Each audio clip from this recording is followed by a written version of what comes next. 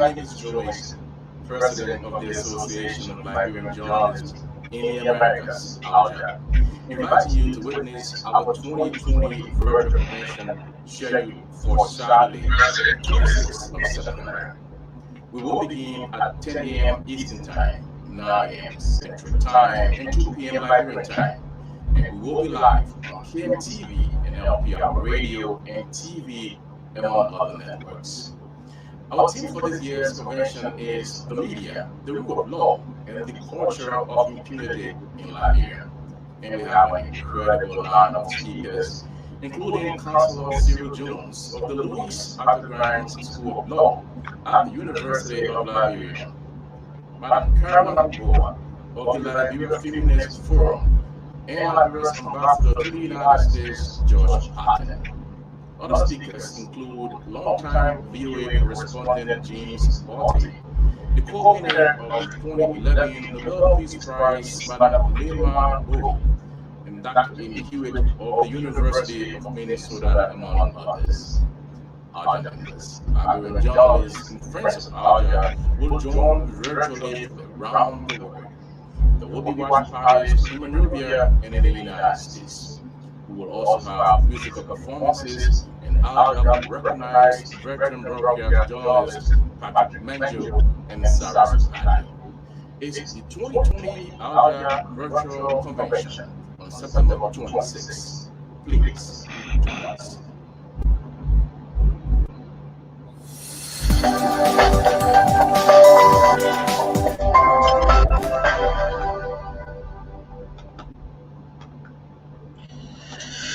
And I tell you, welcome. If you're just joining, I'd like to say welcome to this special interview here on Kmtv USA.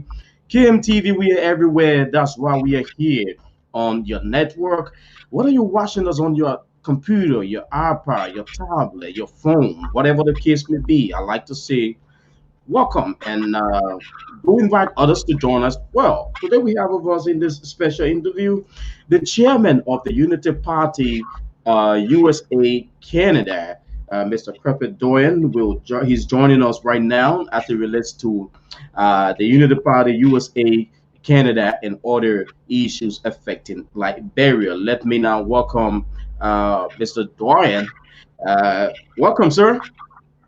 Thank you, Cyrus. It's been a long time. Yes, indeed. Thanks for having me. It's a pleasure to be here with you.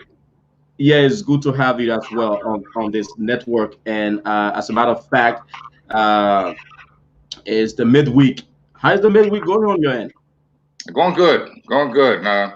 We live in challenging times. We're making the best of it, and we have to keep going.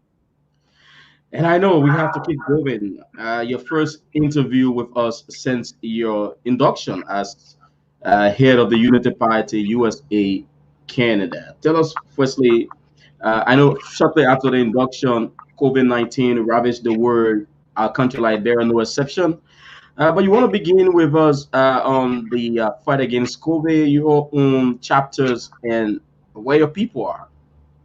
Well, it's been a challenge, but I am very, very proud of our leadership team and our membership.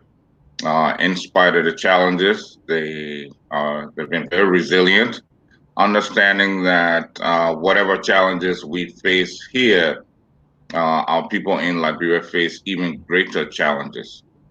So we've been able to respond. We've been able to support efforts in Liberia by our party to help the Liberian people cope with the COVID difficulties. We've been distributing supplies and food and helping the party to reach out to our citizens in need. So, and the response has been great from our end, in spite of the challenges that some of our members have with employment difficulties, having to work at home, having to stay at home to help teach their children. It's been tough, but I could not be more proud of our membership in how they have risen to the challenge. And your membership and how they've risen to the challenge. Tell us, when we watch your induction, your political leader, former Vice President Usa Broadcast spoke more of the need for unity, cohesion, and all of that. Where are you since your induction? We're making great strides towards that. Political entities always engaged in competition of ideas, competition for different approaches. But we rise above that, and we understand that we have a bigger goal, which is our country and restoring good governance. And so we have made great strides towards that, and we'll continue to see that as something which is a high priority for our leadership team to make sure that as we move forward, we are taking everyone with us in our goals and objectives and the endeavors that we set forth for our party and for our country. Your party and your country, and you cover Canada and other surrounding here. What can you speak to as it relates to working with your people in other areas in your region? We've got leadership in various states. We're ramping up and to strengthen up the leadership teams in Canada as well. But we are currently active in 19 states with leadership where there are large concentrations of Liberian populations, Liberian people. And we continue to strengthen those organizations. We had hoped to have some in-person activities and conventions this year, but due to COVID, we've had to recalibrate. So those are some of the challenges that we face. We will be using technology to bring people together and to share ideas. And hopefully by next year, the hope is that things will be more open and we will be in a safer situation to gather in person, to have that person-to-person, face-to-face interaction as we mobilize towards the future. Okay, and I know that's a huge one indeed. I know it's kind of a huge one, but when you talk about cohesion, what is it like with your Liberia chapter? What's the relationship? What are your own contribution towards your party's political standing in our country? We have a great working relationship with the leadership team in Liberia. We've been involved with them. We were in a situation where we had an interim leadership for a few months that we worked very closely with. Last week, we concluded a mini convention and had a new leadership team. This gone Sunday, we had a leadership meeting with our new chairman, Amin Modad. We speak on a regular basis, almost daily. And this coming Sunday, he's going to be addressing the general membership at large. So the coordination is good. We'd like to make it better.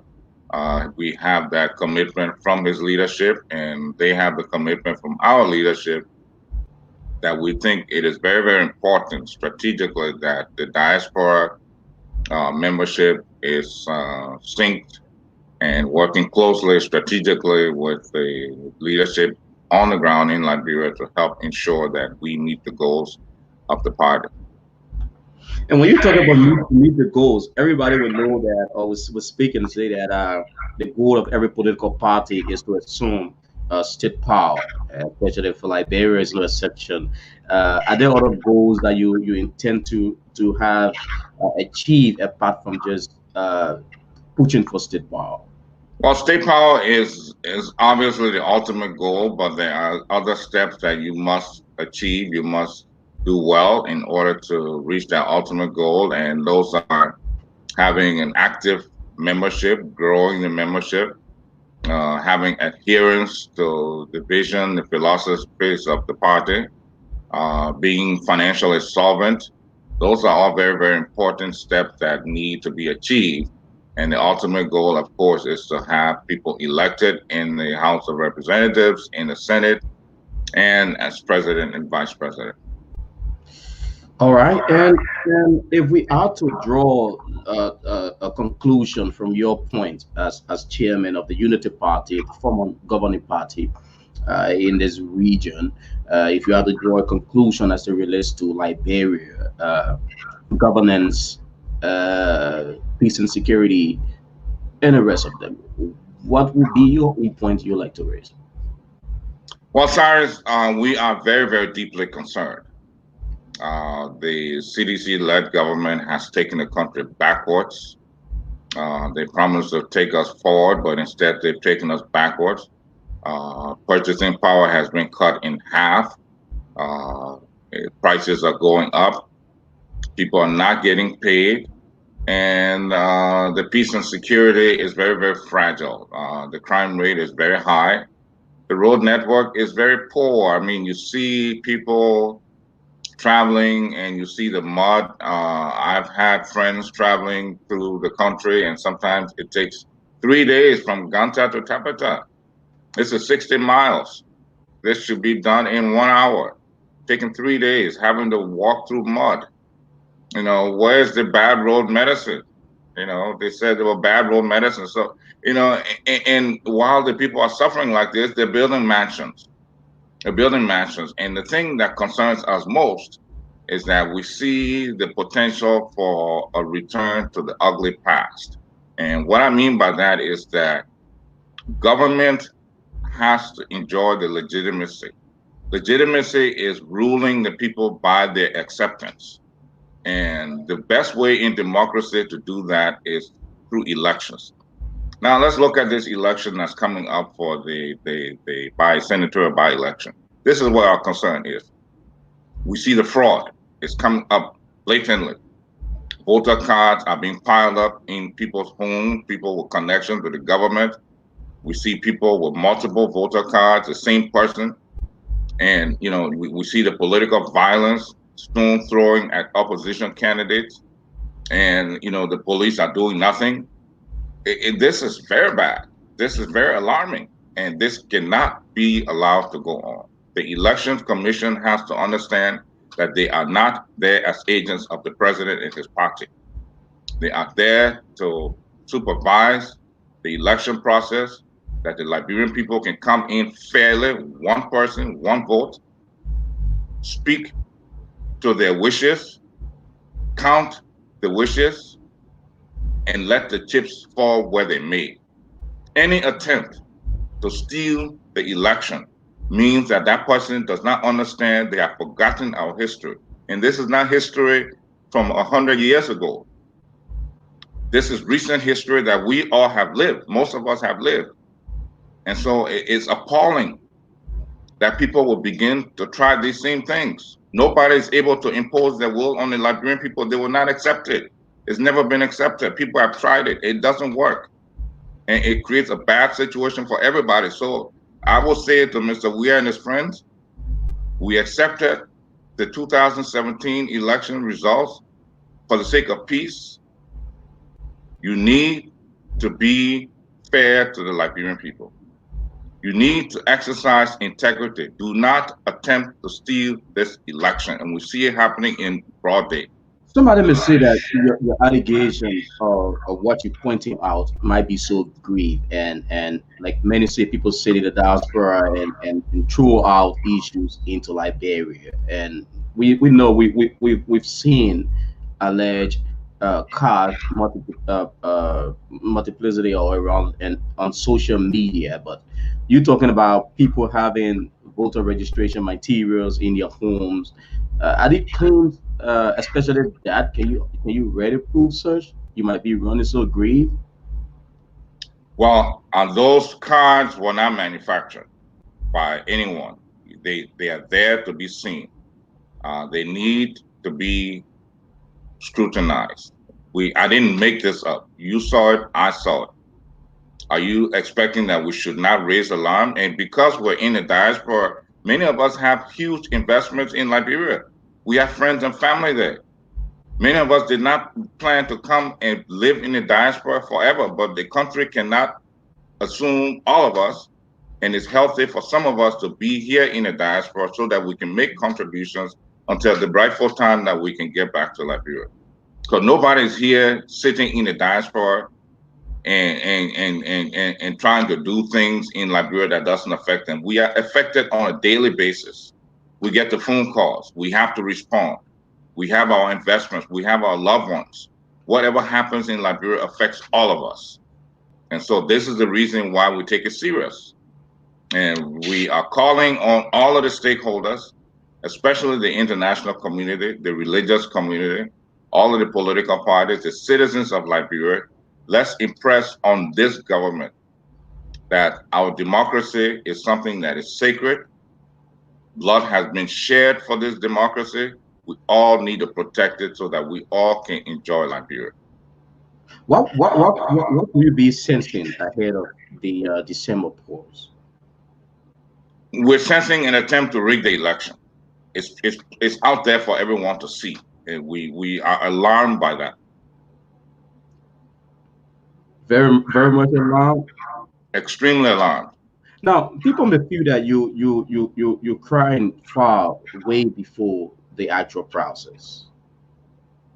Cyrus, elections depend on the process. If you have a process that is flawed, and you have one person with the ability to vote 3 times, if, for example, the indelible ink that is going to be used can be washed off, this is where elections are done. The process is everything.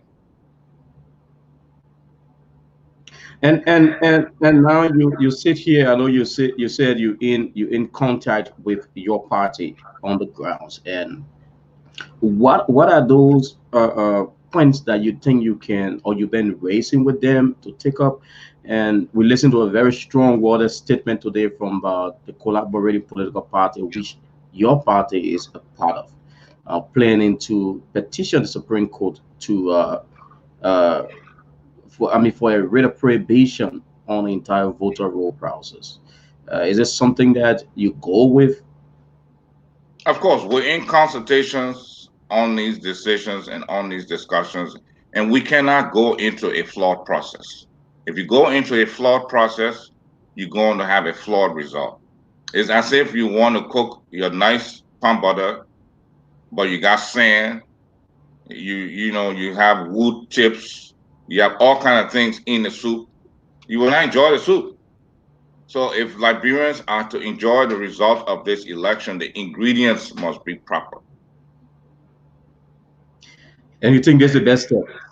The best step is a prohibition on the voter roll process until we can see some integrity, and it has to take consultation, it has to take collaboration, and we have to have confidence in the process. We're ready to go to the polls. We know we can defeat them. We will be victorious, but we cannot expect to win a process that has been rigged against us. It's like going to play a football game when you know the referee is going to be there to cheat. When you score your goal, you say offside. When the people offside, they say that goal. You can't go into that game.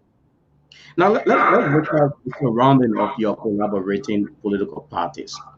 You were all in the news as it relates to just one county primary. How did you feel about that? Well, Cyrus, collaborating political parties is something that is a challenge. It's not something that historically we have done. But I give credit to the political leaders. I give credit to the various party leaders that in spite of the challenges, we're continuing to forge ahead. And we know the road will not always be paved with bricks of gold. There will be challenges, but the most important thing is how you meet those challenges. And so far, I'm very optimistic that leadership is up to the task of meeting those challenges. We will have those situations, but we'll move forward. Do you think this is a strong enough collaboration that may survive up to 2023? Well, we hope so. We're still continuing to strengthen the collaboration. We will do our part. We expect it to continue to grow. We expect it to continue to strengthen. And we're optimistic. We're cautiously optimistic that this is going to work. And do you think this is a test to your process, this December election, with the candidates that you are putting out? What's your hope? We are very optimistic with the caliber of candidates that we put out, that they have the connections with the people. They are speaking to the issues that the people are concerned about. And given the circumstances in the country, these are the caliber of candidates that can help to lead us to a better day. And this is the reason why we feel that it's critically important to protect the process, that these qualified candidates, these brilliant men and women, are not disenfranchised to the detriment of the Liberian people, which will actually be disenfranchising the Liberian people. Now, there's an old saying, and I know you know that, that says, "Put your mouth where your money is." What are you doing as a party arm out here to make sure you fund or support the process? Because elections the world over is money. I agree. I agree. This has been something that we've been doing historically as Unity Party USA Canada, the leadership before me and my leadership. We've been supporting the process, supporting the party financially. We will continue to do so. We have major fundraising campaigns that are ahead of us here, to help fund the December 8th elections, and we take that as our highest priority. Mr. Kerper Doyle, he's the chair of the Unity Party USA Canada, and you're touching on top national issues. Somebody may wonder if you are to just grade this government headed by President George Weah for one positive, what could that be? One positive. Mhm. Or you just see everything Well, wrong? I can give them one positive, that Liberia is still intact. But that's not, that's at risk. And this is why we're having this conversation. Liberia is intact. The country has not yet disintegrated, but the challenges are huge. The people are hungry. They feel disenfranchised. They feel let down, and the government needs to step up. They need to start to think about the people rather than themselves. Dividing $100 bills to hungry young men to gain their vote is not the way forward. That $100 cannot even feed them for one day. People need job opportunities. They need job training opportunities. We need roads so that our farmers can get their goods and services up and down the country. You have a budget for over $500 million, and everything is used for what we call recurring expenses for travel and salaries. That is not going to do it.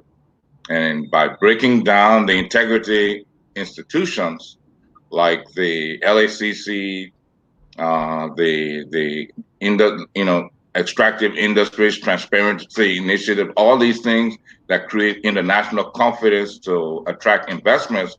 When you break these things down and you personalize them and you break down the strength of the institution, people become hesitant to invest. And this is what is going to keep holding the economy back until people realize that, you know what, power in the hands of one person who is building mansions when containers of money are getting missing. You had international investigative body talking about there is nothing missing, and we still hear this from you, the oppositions. Well, if there's nothing missing, then where was it? Why is the why is the Liberian currency in short supply if there's nothing missing? Which, if when they say there's nothing missing, it didn't disappear. It went into pockets in the country. It went into pockets. Of course, it didn't disappear into space. It didn't go into the Atlantic Ocean. It didn't get burned. It's there, but is it accounted for? You got to No, you have to understand the difference in the language. It's not you missing, you you but you it's not flagged there. you flagged a lot of issues that are still at stake in Liberia: health, education, the economy, and the rest of them.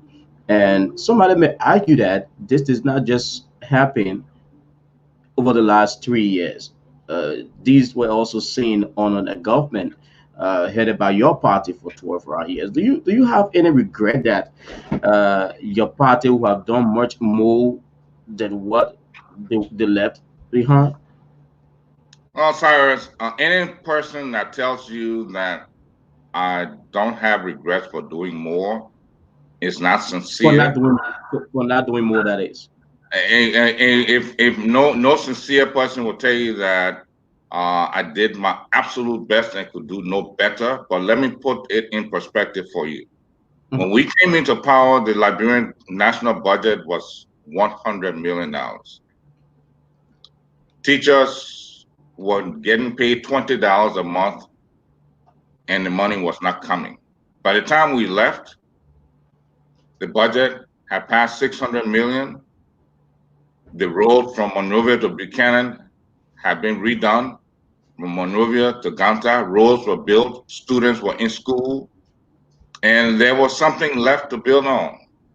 Did we score 100%? No. But if you say we scored 80%, this government has come now and dropped us to 60%. So instead of building on what we left, they are breaking it down. And this is a serious issue for the Liberian people because nation building is not a one-day event. You come in and you meet it at a certain level, and when you leave, you should leave it at an advanced level, not at a backwards level. And this is the issue at stake. This is the issue we are talking about. And do you think there is more room for improvement, for change, and all of those? Of course, there's room for improvement for the CDC-led government. They have to embrace that room. They have to take the steps. You can't wish for improvement. You have to take the steps to improve. That requires political discipline. It requires financial discipline. It requires selfless behavior. Stop building mansions for yourself and pay the teachers, pay the health workers. Don't threaten to fire them because they complain that they can't take pay. You go to work every day, and besides your pay, you travel around and collect fat, per diem checks. You engage in all kinds of activities that people see. You live in a fat life, and then you complain that somebody else is angry because they're not taking pay. That's inhumane. And you think that it should be and must be put to an end? It has to be put to an end for the sake of the Liberian people. It must be. And if they don't, the Liberian people will put it to an end with their votes. And instead of trying to address that, they're trying to steal the votes. This is our concern. You keep crying about stealing the vote. We see it happening. Are you We see it happening, are you Cyrus. are you afraid that you might not have the strength to pull the tricks in most of the counties? Look at what we did in Montserrat. Look at what we've been doing around. Look at what we do. We have the strength. But again, the election is all about the process, Cyrus. If the process is flawed, the result will be flawed. And it will be catastrophic for the Liberian people. Dr. Dwayne, is there another thing you'd like to touch on just before we wrap it up? I just want to call on my fellow Liberians. Let's keep the faith. Let's keep hope alive. Let's challenge the system legally within the law. Let's make sure that we make our voices heard. Do not take money from somebody to vote for them. I read something on the other day that when you applaud and thank a politician for stealing your money and giving it to you, is like clapping for the ATM machine when it gives you your money. Do not, sell your vote, because think about your future. Look around your house, look at your children, see where they are, think about their future and what you could do to give them a better life than what you have today. This is the reason God put us on this earth. This is the reason God gave us children, so that we can create a better future for them. So make that your priority, not the cup of rice or the few dollars that a corrupt politician is going to be giving to you. Thank you. All right, thank you ever so much. It was wonderful having you on this prime time in this special interview. We hope we can do much more interaction. KMTV is here to serve everyone, and I hope the next time I can have you on here with one of the other parties, out of the ruling party chairman, for you as it also, so that we can go much more into a debate form and talking about country Liberia. It will be my pleasure, Cyrus. Thank you very much. All right, Kerper, Keep up the good work. yeah, have yourself a wonderful, wonderful rest of the day. Bye You bye. too. All right. All right, that's it right there. On this note, I'd like to leave you, but don't forget this weekend, the Association of Liberian Journalists in the Americas, ALJA, will hold its annual convention. Their social media is going to be coming to you here on KMTV the 26th of September, the Saturday. But let me leave you with this one.